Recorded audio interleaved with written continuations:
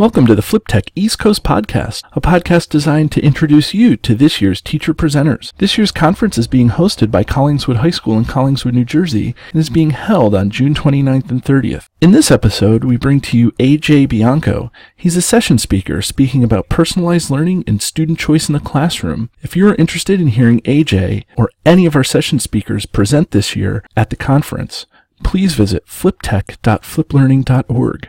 Again, that's fliptech.fliplearning.org.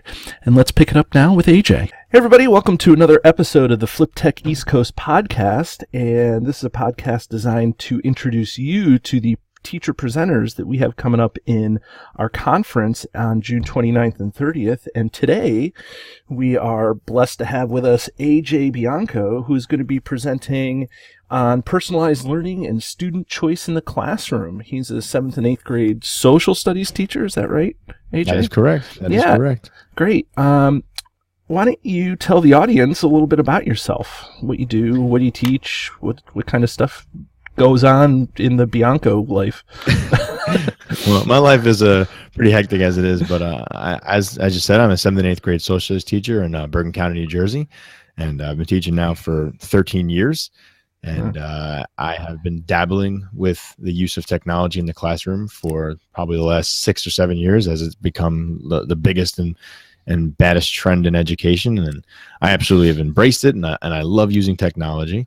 And I've been a flip learning advocate and a blended learning advocate now for some time. And this year I've kind of dabbled with this idea of personalized learning and student choice and learning menus.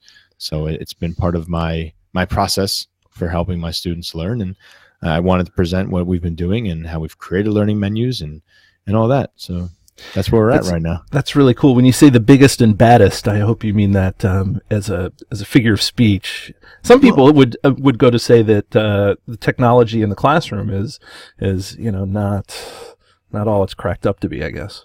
Yeah, I have like I said, I'm a big advocate for the use of technology. We are a one-to-one school where I am, and there are some days where I see the advantages of technology, and there are many days where I see the disadvantages. And I got to be honest, I watch my kids kind of just consume information, and I'm like, this is just not working. There's too much tech sometimes, even from my personal life. Yeah, I agree with that in a lot of ways. Unfettered technology use without direction can be really, really tough to curb a lot of times. Absolutely. So have you ever presented at conferences before? Are you like old hat at the conference circuit, or is this your first big conference, or what's the scoop? I've been presenting at a couple of conferences over the last couple of years. I've kind of just taken my passion for education and being in front of a classroom and working with teachers has been something that I really love to do. So I've kind of been bouncing around from conference to conference, whether it's an ed camp or some I wouldn't say low level, but I've been to NJEC, and I've been to some Bergen County conferences, and I guess you can find me up and down New Jersey. I guess that's the best way to put it. Well, and that's how you and I originally met, right? We met at an ed camp. You're one of the organizers of, and I'll say it probably because you're too modest to say it, but Ed Camp New Jersey, I think, is the largest ed camp in the United States, or at least on the East Coast. Like, what's the status of that? Yeah, we hold a pretty good sized ed camp. We have about 400 to 500 educators every year in November, and we're pretty proud of what New Jersey has brought to the table in how they respond to social media and how they rise to the occasion when it comes to learning. And the ed camp model has just been really positive for New Jersey educators. And actually, taking what we have learned in ed camp, we're actually on the second day of FlipTech, we're actually going to kind of modify that and run an unconference a little bit and do some workshop space and some, more like attendee driven stuff, what do I want to say? Inspired by Ed Camp New Jersey, and I'm an organizer of Ed Camp Garden State, kind of the spring version, a little smaller than what you do, but nonetheless, it's I think that those ed camps are powerful. What's the word I want to say? It's a good thing I can cut this part out where I can't come up with the word. Yeah. Powerful model is the best way to go, right? Yeah, it's a powerful model for PD, professional development. It's because it's all attendee driven and not sit and get. Yeah, I don't mean to cut you off, but I think those unconference models are really by far the best models for learning, because it kind of gets us into a new realm of thinking. As educators, we don't need to sit and get all the time. I think it's good that we can bounce around and kind of drive how we want to learn. Yeah, and that's what we're hoping. You were talking about blended learning, which is kind of like a hybrid between traditional and flip learning. Mm-hmm. And so this conference is trying to be a hybrid between kind of the traditional conference on day one, but then inspiring minds to do their own thing on day two. Let's get into a little bit of the nuts and bolts for our audience here. You're presenting on personalized learning and student choice in the classroom, and you talked a little bit about your own classroom and kind of your motivations behind presenting, but describe your presentation. Take a moment. What are you gonna really talk about here? So I would like to show in my presentation how the model has been used in my classroom. So for me, this year, every year in my school, we do something called the SDGP, which is the Self-Developed Growth Plan. And it's basically the SGO. We don't have to do the formal observations. It's an action research plan that we put in place at our school so that we find something that works for us, and we go throughout the whole year and determine, are our students learning in ideal situations. So last year I actually used blended learning as a model for my SDGP, and this year I decided to go with personalized learning because I really enjoyed the learning menus and seeing how students can personalize their learning. And what I want to show the audience this year is how I've created learning menus, how it's been beneficial to my students, and kind of give examples of what we've been doing to keep track of our growth as a class. Wow, man.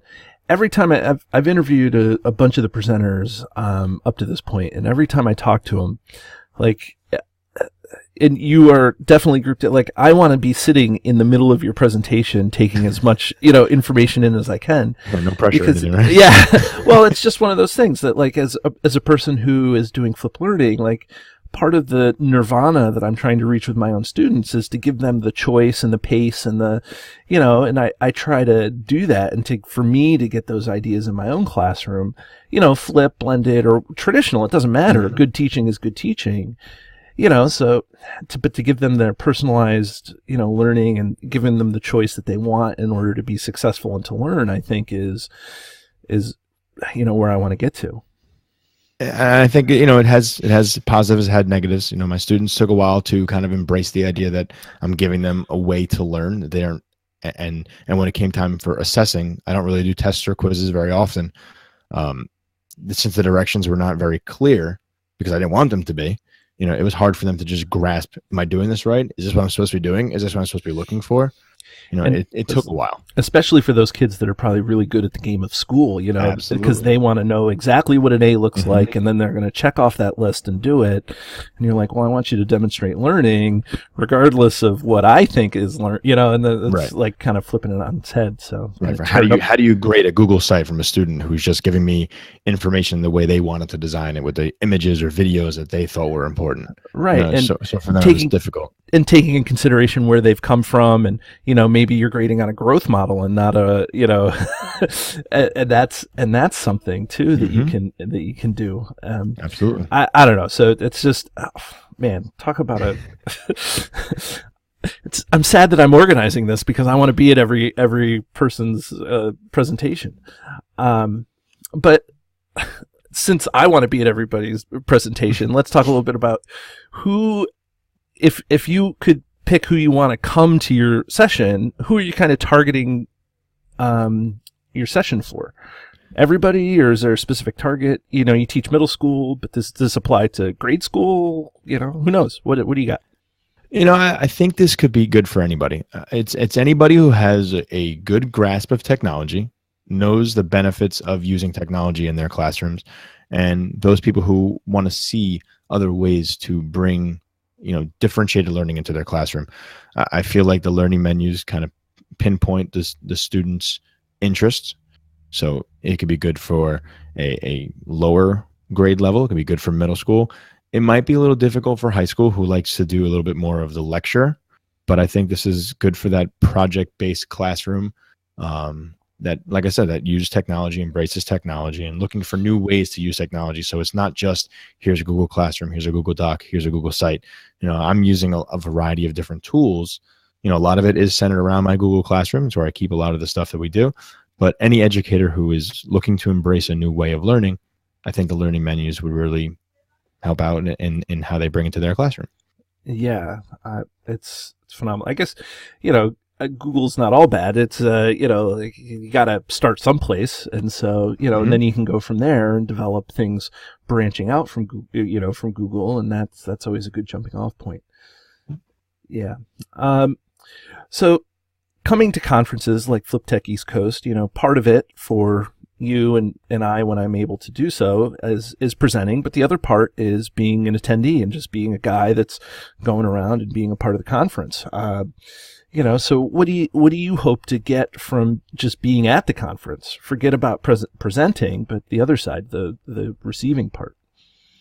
I really like making meaningful connections. I really appreciate meeting new educators or educators I've never met before at conferences, and really kind of picking their brain as to what's working in their school so that I can bring it to my school. I'll be honest, I'm an aspiring administrator, so I have leadership that I would like to follow. So just picking up little things along the way and figuring out, what kind of technology is working in one school, how I can bring it to my classroom. If I ever get the opportunity to lead a school, then how that would work as a leader. I enjoy talking to everybody who makes up a school. I really do enjoy that. And, meeting new people is something that I'm very fond of. So, I'll just go and I'll start picking brains and just seeing who's there. It's really interesting, AJ, is that of all the interviews that I've done, everybody has said in one way or another that the reason why they go to conferences, regardless of presenting or not presenting, it's because they want to build relationships with people for whatever it is, to improve their learning, to get information for being aspiring administrators like yourself, all of that. But, they just really want that face-to-face, one-on-one. You can only get so much through Twitter chats and, sit and get PDs. Mm-hmm. And so it's really interesting that you have fallen among all those people. I just think that's what our profession is these days, and I think that's what it comes to. That we are so closed off at times that it's our room, our school, our building. That when we get opportunities like this to come to the conference, it is fantastic to see what else is going on. I think we really need that. We need that face to face. That Twitter is fantastic. Facebook is good. Instagram is good. You're making connections that way. But when you start seeing people and talking to them and hearing their stories, that's what becomes more powerful than anything else. Right. It's like in your own classroom, you got to make those connections. So I'm going to ask you one other question, and the question wasn't part of the original 5 that I apparently never sent to you. But it's kind of interesting because I usually have been asking this question to people who have been flipping their class, and you're not a pure flipper, and that's fine because you've been blended, and it's not the point of the question. But I'm sure that your class you've been teaching, you said, for 14 years or so. So, your class probably looks a lot different today than it did 14 years ago. Oh, yes. And so if you were to pick 3 words to describe your classroom right now, what would those 3 words be? Wow. Okay. that's fun. Student driven. Is that one? Is that 1 or 2? That's one. That's one word. Okay. Student driven. It's fun. I have to say fun because I don't like not having a classroom that's fun. And the 3rd word, flexible. And I don't mean by flexible seating. That's not where I'm going with it. I mean flexible as in anything goes. You throw an idea at me. If it didn't meet exactly how I set directions, I'm flexible. I like to see my students kind of think outside the box. So student driven, flexible, and fun. I think that really is where my classroom is. I don't know if you're on Twitter enough or not enough. I know you're all over Twitter, but there's, if you know Andrew Swan, he's a social studies 7th, 8th grade social studies. I asked him the same question, and 2 of his words were stuffed animals. Stuffed animals. So yeah. Oh boy. Yeah, so and he's a 7th, 8th grade social studies teacher like yourself, so it'll be interesting. Cool. If you see him at the conference, if you run into him, ask him about stuffed animals. Yeah, this is going to be a good one. I got to ask him this question. Yeah, and if you see him on Twitter, I don't know if he does SS chat on Monday nights and stuff. Okay, somebody else I can reach out to. See, here we go. There's connections. Right. Anyways, I just thought it was funny. So that's cool. Yeah, AJ, thanks for joining us tonight. It was a pleasure to have you, and we're going to be seeing you at FlipTech East Coast on June 29th and 30th.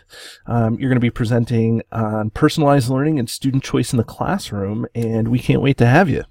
I'm looking forward to it. I think it's going to be a great 2 days of learning, and I'm really excited about it. Yeah, we're excited too. We're more excited to have you. Have a great day. All right, thanks. That's it for this episode of the FlipTech East Coast podcast. We hope that you join us at the conference. Again, for more information or to register, please visit fliptech.fliplearning.org. Again, that website is fliptech.fliplearning.org, and we can't wait to see you there.